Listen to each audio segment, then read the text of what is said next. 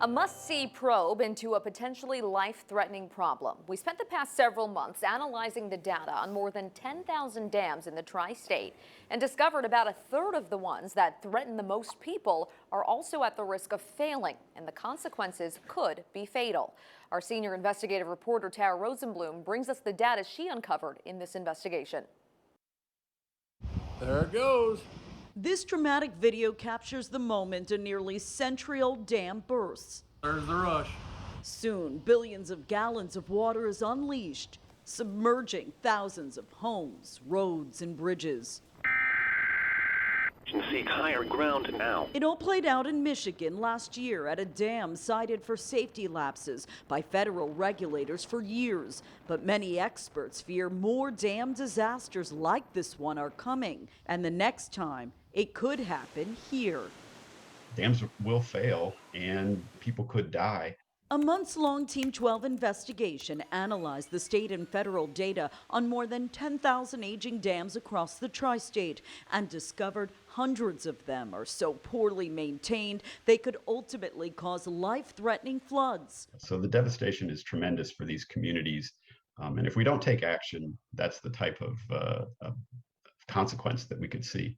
Of the nearly 14,000 dams in New York, New Jersey, and Connecticut, 941 are considered high hazard because people would likely die if they fail. So these are the dams we paid the closest attention to and discovered 273 of them. So about 1 out of every 3 flunked their last safety inspection, receiving a rating of poor, unsound, or deficiently maintained. That's the case at the troubled Lake Sebago Dam in the Harriman State Park, where a breach would flood 7 communities downstream in New York and New Jersey. Yet a state engineer called the structure's inadequate spillway capacity a serious issue.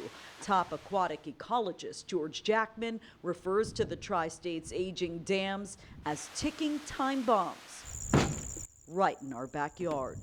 I don't think people understand the power that's behind these dams.